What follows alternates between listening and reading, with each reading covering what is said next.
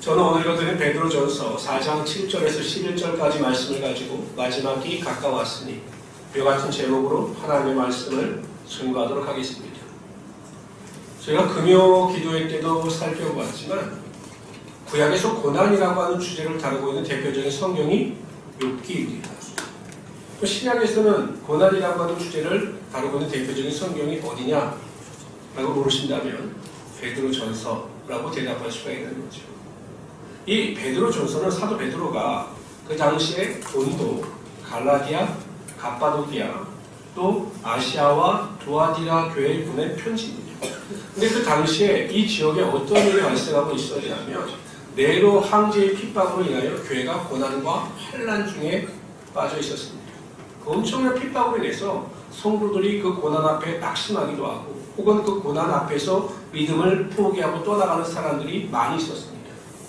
이에 사도 베드로가 이 베드로 전서를 기록하면서 그들에게 고난 앞에서 어떻게 능히 이길 수 있는 것과 고난 앞에서 반드시 소망을 가져야 함에 대해서 강조하고 있는 것입니다.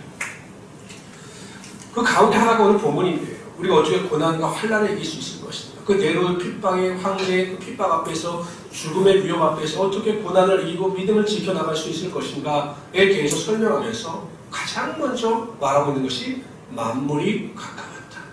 마지막 심판의 때가 얼마 남지 않았다라고 이야기를 합니다. 그 당시에 12사도를 비롯해서 대부분의 제자들과 성도들은 예수님께서 가신 모습 그대로 오신다라고 하는 말씀에 근거하여 자신들의 세대에 예수님께서 다시 오실 것이다. 이러한 생각을 가지고 있었습니다. 아마 사도 베드로도 1차적으로 그런 생각을 가지고 있었겠죠. 이 고난과 핍박 가운데 예수님의 재림이 얼마 남지 않았다는 것을 이 교회들에게 알리면서 설교를 시작하고 있는 것으로 보입니다. 아니면 사도 베드로가 만약 예수님의 재림이 임박하는 것으로 생각지 아니하였더라면 아마 개인의 종말에 대해서 이런 언급을 하지 않았나라고 생각할 수도 있겠습니다. 그러나 어찌하든지 이 사도 베드로는 고난과 환난 앞에서 종말의 신앙을 강조합니다. 사도 베드로는 이렇게 이야기하는 거죠.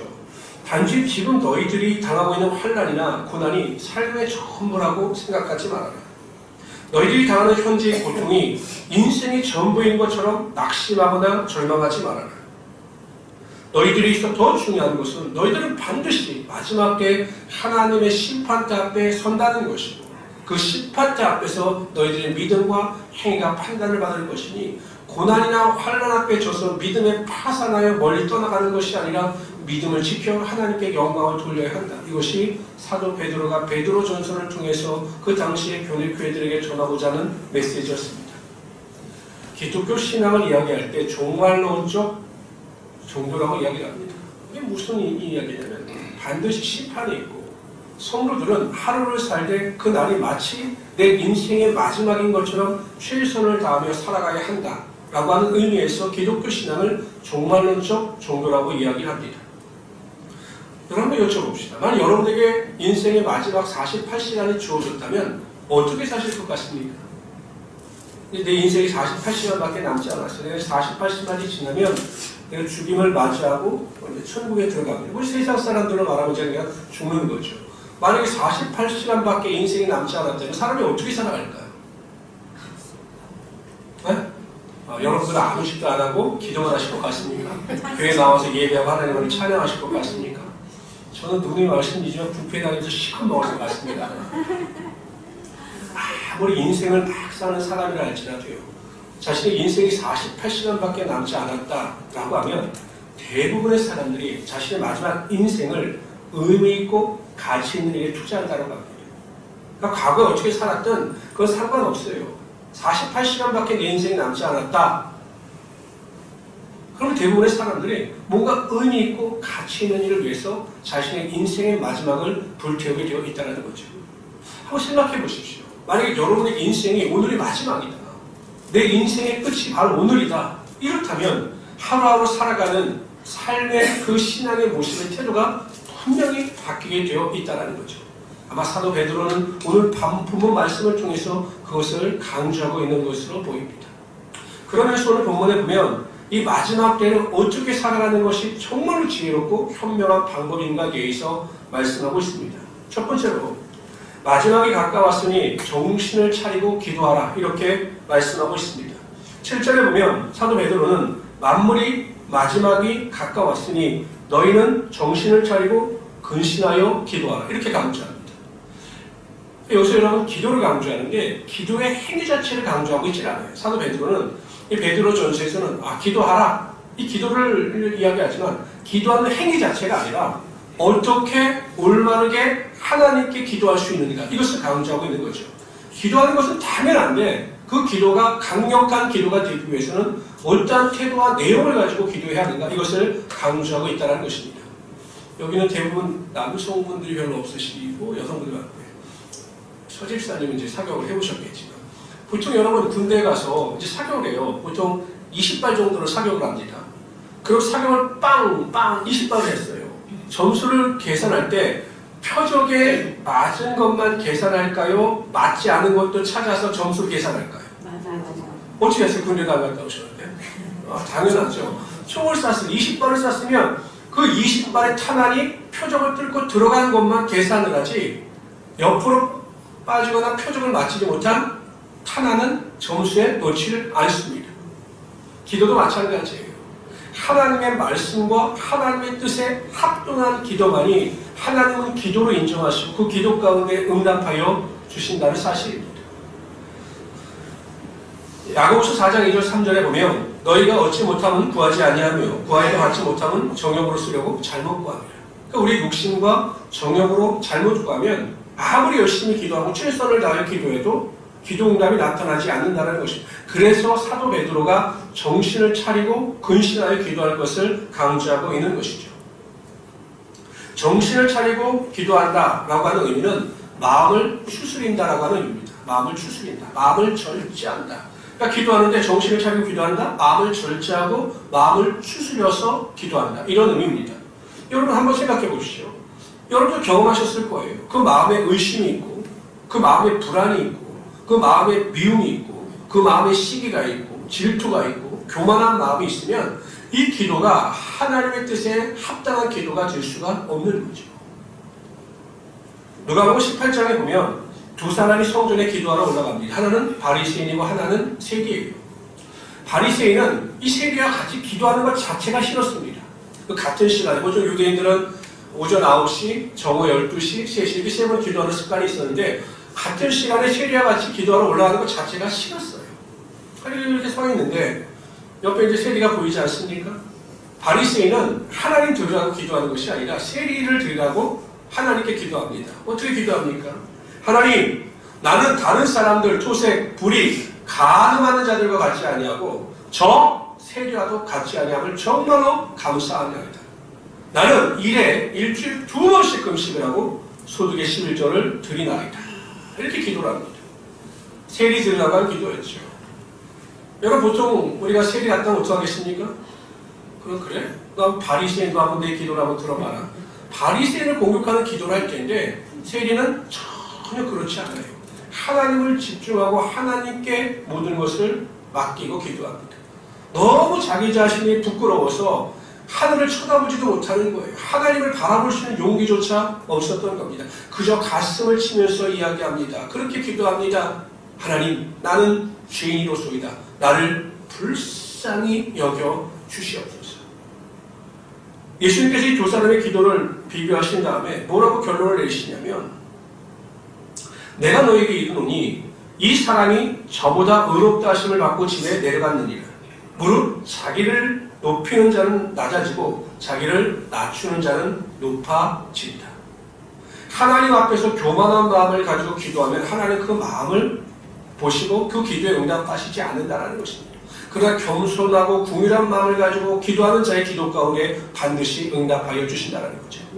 잠언서 4장 23절에 보면 무릇 지킬 만한 것보다 내 마음을 지키라 생명의 근원이 이에서 남이니라. 여러분 생각해 보세요. 마음속에 시기가 있고 마음속에 미움이 있고 마음속에 질투가 있고 마음속에 두려움이 있고 마음속에 교만함이 있어서 그 마음을 정신을 차리지 않고 기도하는 기도 가운데 하나님은 응답하시지 않는 거죠. 항상 기도하실 때마다 마음을 다스리십시오. 정신을 차리십시오. 그래서 감사하는 마음을 가지고 온유한 마음을 가지고 사랑하는 마음을 가지고 궁일한 마음을 가지고 하나님 앞에 기도하면 하나님께서 반드시 그 기도 가운데 응답하여 주셔서 세상을 살아갈 수 있는 이유와 세상을 이길 수 있는 용기를 여러분 삶 가운데 부어 주실 것입니다. 그래서 이 마지막 때 혼란의 시대를 믿음으로 넉넉히 이기며 살아갈 수 있는 우리 귀한 성도들이 되시기를 주님의 이름으로 축원합니다. 두 번째, 기도하는데 어떻게 기도해야 하느냐? 근신하여 기도하라. 이렇게 말씀하시죠. 이 근신한다라고 하는 의미는 헬라어 원어의 의미는 술 취하지 않는다는 의미예요.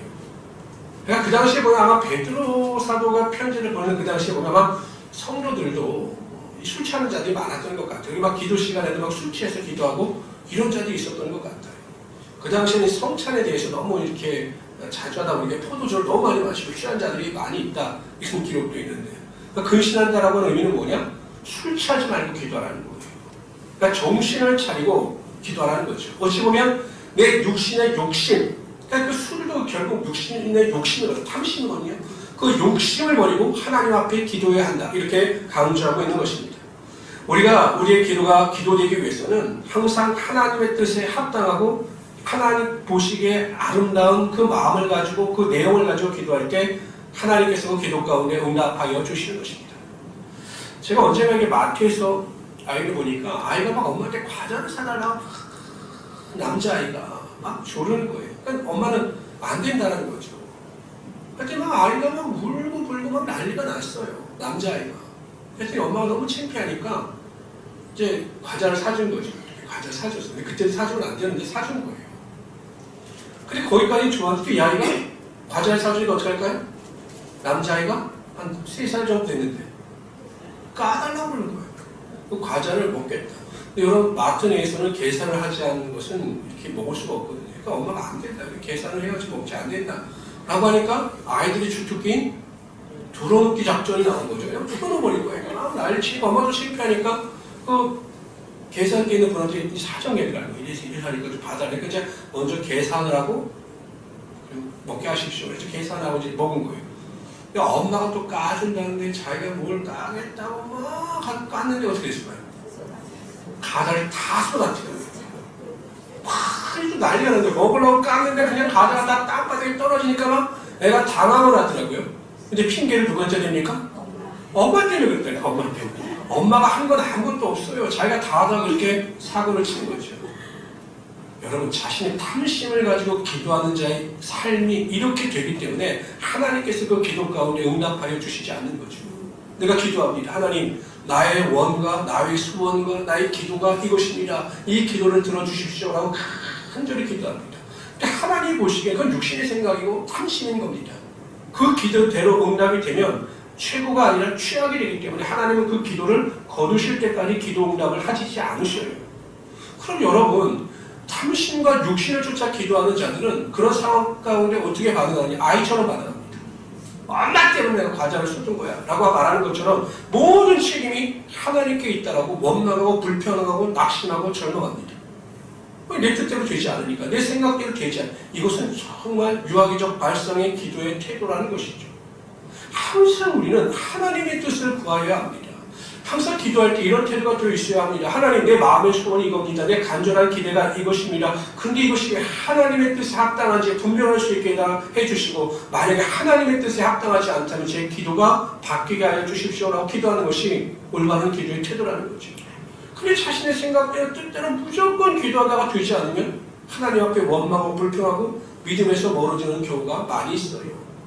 우리가 얻는 것도 축복이 될 수도 있겠지만 때로는 그 얻는 것이 우리의 삶에 실패와 좌절을 안겨다 주기 때문에 하나님 그 기도 가운데 그 탐심의 기도 가운데 응답하여 주시지 않는 것입니다.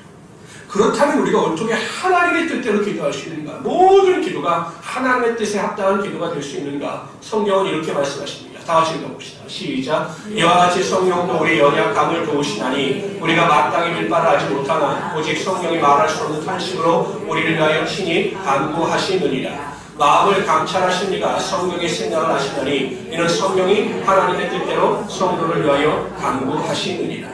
성령께서 우리의 연약함을 아시고 우리를 위하여 기도하시되 하나님의 마음을 아시고 하나님의 뜻대로 기도케 하여 주시다는 것입니다. 그러니까 성령 충만한 사람은 의식하지 않고 기도해도 하나님의 뜻에 합당한 기도를 할 수 있는 것이고 그 기도 가운데 하나님은 반드시 응답하여 주신다는 것입니다. 마지막 때를 살아가는 자들에게 있어 기도만큼 중요한 것은 없어요. 정말 기도만큼 중요한 것은 없습니다. 숨을 쉬지 아니하면 육신이 숨이 끊어지는 것처럼 우리가 기도하지 아니하면 우리의 영이 끊어지기 때문에 모든 일에 반드시 최선을 다하여 기도해야 합니다. 그러나 그 기도가 아무렇게나 의미 없이 드리는 기도가 아니라 정신을 차리고 마음을 추스리고 절제하며 탐심이 아니라 근신하여 하나님의 뜻대로 구하는 기도가 될 때 반드시 그 기도 가운데 모든 것이 합력하여 선이 되는 역사가 나타나게 하여 주신 것입니다. 두 번째로 오늘 본문에 보면 마지막이 가까웠으니 뜨겁게 사랑하라 하였습니다. 참 이상하죠. 왜 베드로 사도는 마지막에 뜨겁게 사랑하라고 하셨을까? 마태복음 24장에 보면 제자들이 예수님께 나와 묻습니다. 예수님, 마지막 때가 되면 종말의 때가 되면 어떠한 징조가 나타나겠습니까?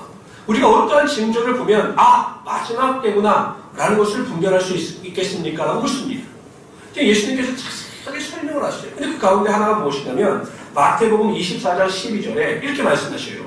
불법이 성함으로 많은 사람의 사랑이 식어집니다. 그러니까 마지막 때의 징조가 무엇입니까? 사랑이 식어진다는 거예요. 사랑이 식어진다. 그런데 사도 바울은 자신의 마지막 유언서와 같은 디모데 후서에서 마지막 때의 징조에 대해서 또한 이렇게 설명을 합니다. 다 같이 읽어봅시다. 시작. 내가 이것을 알라. 말세에 고통하는 때가 이르니 사람들은 자기를 사랑하고 돈을 사랑하며 자긍하며 까지 회방하며 부모를 거역하며 감사치 아니하며 거룩하지 아니하며 누구를 사랑합니까? 자기를 사랑하고 누구를 사랑합니까? 돈을 사랑한다는 거예요.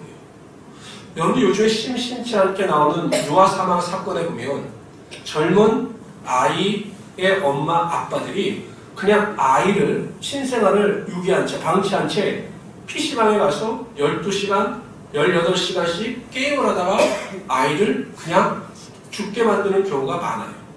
여러분들 이해가 되십니까? 우리 권사님들 이해가 되셔요? 여러분들 같으면 어떻게 할까요? 애를 보죠. 이해가 안 되는데 이게 마지막 때의 현상이라면 자기를 너무 사랑합니다. 내가 최고라는 거죠. 그래서 항상 모든 것이 사랑도 내 중심입니다. 그렇기 때문에 이러한 현상이 나타나게 되는 거죠. 그래서 아마 사도 베드로도 그 마지막 때의 징조가 사랑이 식어지고 사랑이 없어지기 때문에 더 뜨겁게 사랑할 것에 대해서 주문하고 성도들에게 강조하고 있는 것으로 보입니다. 그러면서 오늘 본문에 보면 사랑한다라고 하는 것은 어떤 피상적인 것으로 말하는 것이 아니라 구체적으로 어떻게 사랑을 실천해 나갈 것인가에 대해서 설명을 하고 있습니다. 오늘 본문에 보면 첫 번째로 허다한 죄를 덮으라. 그러니까 사랑이란 무엇입니까? 허다한 죄를 덮는 것이 사랑이라는 것입니다. 그래서 여러분 사랑하면 뭐가 뭡니까? 사랑하면 눈이 멀어요. 눈이. 사랑하면 눈이 멀어요. 가끔 보면 참 얼토당토하는 이야기를 하는 청년들이 굉장히 많았어요. 한 자매가 오더니 저에게 남자친구를 이야기하는 거예요. 같은 청년회에서 사귀는 남자친구를 이야기하는데 뭐라고 얘기하냐면 자기 남자친구가 영화배우 브래드 피트를 닮았다는 거예요. 내가 브래드 피트가 누군지 아는데 브래드 피트를 닮았다는 거예요. 왜 그러냐면 그 정신 세계를 연구하는 학자들도 정말 사람을 하면 뇌가 뭔데요. 영국에서 개발해 보니까. 그래서 정말 그 사람이 브래드 피트처럼 보이는 거예요. 근데 여러분 어떻습니까? 결혼하고 신혼여행 갔다 오고 집에 오면 브래드 피트가 아니라 누가 보입니까? 영구가 보여요. 이제 영구가 보이기 시작하는 거예요. 그러니까 사랑을 하면 눈이 머는 거죠. 사랑을 하면 그렇기 때문에 모든 허물을 다 덮어주게 되어 있는 겁니다. 예전에 그런 일이 있었죠. 자식들이 어머니를 모시기 싫어서 그 아들이 그 어머니를 제주도에 유기하고 와버렸어요. 어머니가 약간 치매기가 있으니까 제주도에 유기하면 못 찾아오겠지 하고 버렸어요.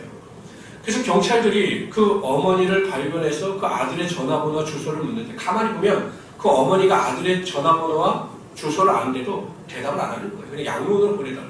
왜요? 주소를 말하면 아들에게 피해가 갈까봐 자기를 버린 아들의 허물을 덮고 있는 거죠. 예수님께서 아무 조건도 이유도 없이 우리의 죄를 십자가 보혈의 은혜와 능력으로 덮으셨어요. 우리가 어떻게 살았든 그 과거에 대해서 묻지 않으셨습니다. 그냥 우리의 죄와 허물을 십자가 보혈의 은혜와 능력으로 덮으셨어요. 그래서 우리가 죄의 자리에서 의인의 자리로 옮겨지게 된 것이죠. 그렇기 때문에 우리 또한 아무 조건도 이유도 없이 다른 사람의 허물을 보거든 그들의 허물을 덮어주어야 한다는 것입니다. 아멘. 허물이 보이십니까? 왜 하나님께서 나에게 그 사람의 허물을 보게 하셨을까? 기도하라고 그 허물을 보게 하여 주신 거예요. 그 사람의 허물을 위해서, 남편의 허물을 위해서, 자녀의 허물을 위해서, 부모의 허물을 위해서 기도하라고 그 허물을 보여주셨기 때문에 그 허물을 위하여 믿음으로 기도할 때 하나님께서 반드시 내 마음속에 믿음을 더 견고하게 하시고 온전한 사랑을 가지고 살아가게 하시며 그 사랑을 통해서 하나님의 영광이 반드시 나타나게 하여 주시는 거죠. 여러분 그 성경에 보면 1만 달란트 빚진 자와 100데나리온의 비유가 나오지 않습니까? 어떤 종이 임금에게 나가 자신의 그 빚을 탕감해달라고 이야기합니다. 1만 달란트예요. 제가 계산해보니까 약 6조 원입니다. 6조 원. 그 6조 원의 모든 그 빚을 임금이 그냥 불쌍하게 다 탕감해 줍니다. 룰루 하나 나와서 주어서 나오죠. 근데 그러다 지나가다가 자신에게 빚진 자를 발견합니다. 100데나리온이에요. 100데나리온이면 뭐 크게 잡아도 일당을 20만 원씩 잡아도 2천만 원 돈이죠. 여러분 6조 원과 2천만 원이 비교가 됩니까? 나는 6조의 빚을 탕감받았는데 그런데 그 100데나리온, 그 2천만 원의 돈을 갚지 않는다 그 사람을 잡아다 옥에 가두었습니다. 그 민망함을 보고 다른 사람들이 왕에게 이야기하죠. 1만 달란트 탕감받은 자가 그 100데나리온의 빚진 자를 옥에 가두었습니다. 왕이 너무 괘씸해서 그 사람도 다시 옥에 가둔다라고 하는 비유가 나옵니다. 항상 기억하십시오. 우리는 하나님 앞에서 모든 것을 다 사함받은 죄인들입니다. 그 은혜를 감사하셔서 다른 사람의 허물이나 약점이 보이거든 사랑으로 덮어주시고 믿음으로 기도해 줄 수 있는 우리 성도들이 되시기를 주님으로 축원합니다. 두 번째, 뜨겁게 사랑하기 위해서는 대접하기를 서로 원망 없이 하라고 하였습니다. 그 당시, 지금의 우리나라의 문화로는 좀 이해하기가 힘들지만 그 당시에 베드로 사도 시대에는 순회 전도사가 있었거든요. 그래서 이들이 돌아다니면서 성도들의 집에 머물게 됩니다. 그러면 그 나그네 대접하는 것이 당연한 것이었어요. 그리고 성도들을 대접하는 것도 당연한 것이었습니다. 그래서 그 대접하는 일에 대해서 최선을 다해야 한다라고 말씀하고 있는데 아마 그 아시아교회 성도들 중에는 누구를 대접하는 일에 대해서 좀 원망하고 불평하는 자들이 있었던 것으로 보입니다. 당연하죠. 한번 여쭤봅시다. 내가 한 번 사면 상대방도 사야 된다? 안 사도 된다? 여러분들 생각이에요. 여러분들 생각입니다. 일반적인 걸 말하지 마시고 내 생각을 말하십시오. 내가 한 번 사면 상대방도 한 번 사야 한다. Yes, no. Yes. 내가 두 번 사면 상대방은 두 번 사야 한다. Yes, no. no요? 그럼 여러분들 내가 두 번 사면 상대방 한 번 사도 괜찮습니까? 안 사도 돼요? 100번을 샀는데 한 번도 안 산다. 그래도 됩니까? 네? 제가 보면 우리 성도들은 가능합니다만 일반적인 사람들은 가능하지 않아요. 내가 100번 샀는데 한 번도 안 사. 목사인 저도 그 사람은 두 번 다시 안 사줄 것 같아요. 근데 왜 내가 상대방을 대접하면 상대방이 대접해야 합니까? 그럼 법이 어디 있습니까? 법은 없어요.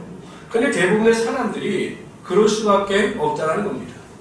근데 오늘 본문에 보면 대접하는 것이, 그렇게 하는 것이 내가 원망이 된다면 하지 말라는 거예요. 할 거면 내가 대접하는 일에 대해서 따지지 말고 감사함으로 하라는 것입니다. 여러분 내가 대접을 해요. 그럼 무엇을 바랍니다. 그건 사업이에요. 그렇잖아요. 내가 얼마를 투자하면 얼마를 받는 것은 사업이죠. 그러니까 누구를 대접하는 것은 사업이 아니라 하나님께서 원하신 사랑을 실천하는 것이고 그 사랑을 실천하면 반드시 하나님께서 모든 것을 책임져 주시고 넉넉히 채워 주신다는 거죠. 근데 제대로 된 사람이라면 한 번 사면 나에게 사는 것이 당연하지 않겠습니까?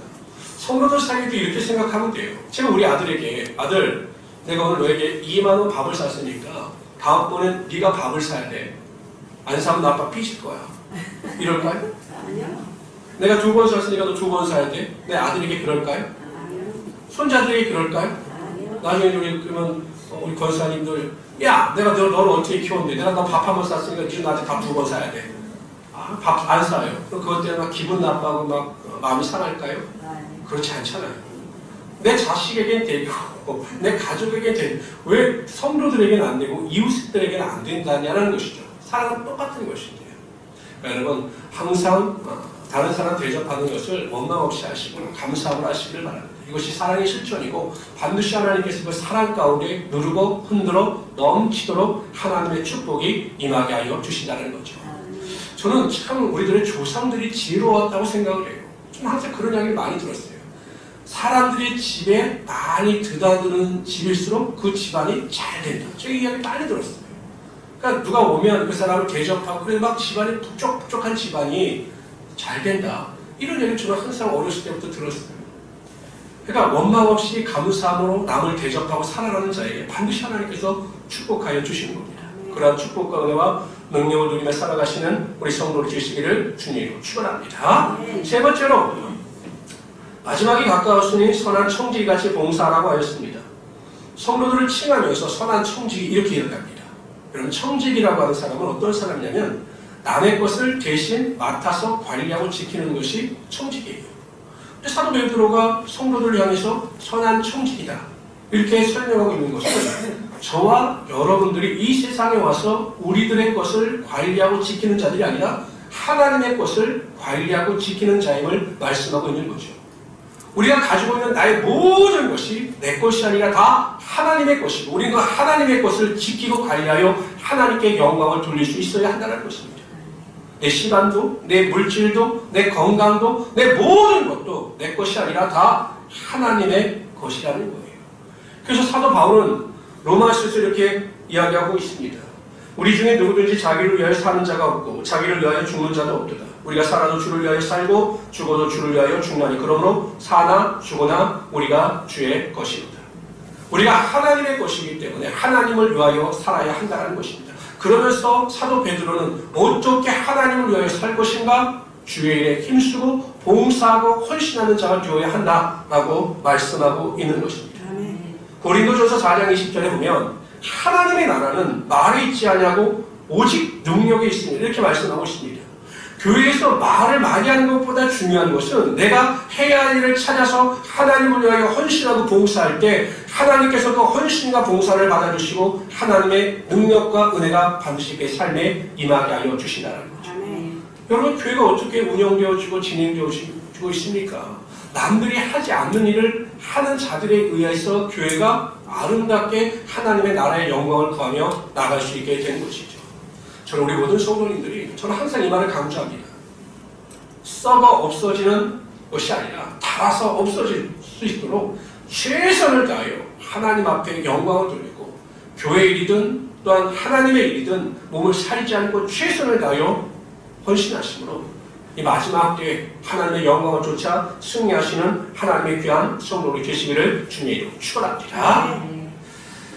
저는 전에 있던 교회에서 목사님들이 갑자기 그냥 큰 병으로 갑자기 암으로 돌아가시고 막 이러시면서 한 가지 제가 원칙을 세웠어요. 내가 6개월이나 1년에 한 번씩 꼭 건강검진을 해야 되겠다. 그래서 제가 6개월이나 1년에 한 번씩 가서 전체적인 건강검진을 받습니다. 초음파도 하고 다 합니다. 그러다 보니 이제 의사 선생님이 저하고 굉장히 친해졌죠. 그런데 이 의사 선생님은 굉장히 직설적인 분이에요. 저에게 아주 직설적이에요. 뭐 예를 들어서 제가 누가 홍삼을 저에게 선물했길래 제가 저번에도 말씀드렸지만 의사 선생님 제가 홍삼을 먹어도 되겠습니까? 라고 물어봤더니 목사님은 안 드시는 것이 건강에 좋은 것이다. 그만 드셔야 된다. 막 이러실 정도로 아주 그냥 직설적이에요. 제가 조금 이렇게 건강관리를 잘못하면 아주 그냥 돌아가시려고 작정을 하셨습니까? 막 이럴 정도로. 그러니까 제가 항상 그분 앞에 가면 전날 긴장이 됩니다. 또 무슨 이야기를 할까? 또 내가 뭘 잘못했으면 또 뭘 잘못했으면 또 혼을 낼까? 항상 긴장을 해요. 그래서 제가 문득 그런 생각을 했어요. 아니 그 의사 앞에서 이렇게 떨리는데 만약에 하나님 앞에 심판대 앞에 섰을 때 내가 하나님께 대하여 한 것이 없다면 얼마나 두렵고 떨릴까? 그리고 다른 사람들은 다 상을 받는데 내가 아무 상을 얻지 못하면 얼마나 부끄러울까?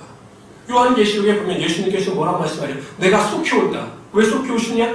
우리에게 줄 상이 있기 때문에 너무 우리에게 줄 상이 있어서 주고 싶으셔서 속히 오신다. 이렇게 강조하고 있거든요. 저는 우리 모든 성도님들이 이 마지막 때를 살아감에 있어 세상이 어떻게 혼란하든 세상이 어떻게 잘못된 길로 걸어가든 내 믿음을 지켜서 하나님께 영광을 돌릴 수 있는 우리 성도들이 되시기를 주님으로 축원합니다. 그러게 첫 번째, 정신을 차리고 기도하시길 바랍니다. 내 마음속에 있는 그 악한 것을 다 내어버리고 온유함과 감사함과 사랑을 가지고 하나님을 찬양하며 하나님께 온전한 기도를 드리시길 바랍니다. 내 마음속에 있는 탐심을 버리고 근신하여 하나님의 뜻대로 성령 충만하여 합당한 기도를 드릴 수 있는 우리 성도들이 되시길 바랍니다. 두 번째, 뜨겁게 사랑하십시오. 다른 사람의 허물을 덮어주고 다른 사람 대접하는 것을 원망 없이 할 정도로 정말 깊은 마음을 가지고 다른 사람을 사랑하고 섬기며 살아가시는 우리 성도들이 되시기를 바랍니다. 마지막으로 헌신하십시오. 나를 위하여 살지 말고 하나님을 위하여 사십시오. 그러면 하나님께서 여러분들을 책임지시고 여러분의 삶에 하나님의 축복의 능력이 반드시 임하게 하여 주실 것입니다. 이런 믿음을 가지고 승리하시는 우리 귀한 성도들이 되시기를 주님의 이름으로 축원합니다. 기도합시다.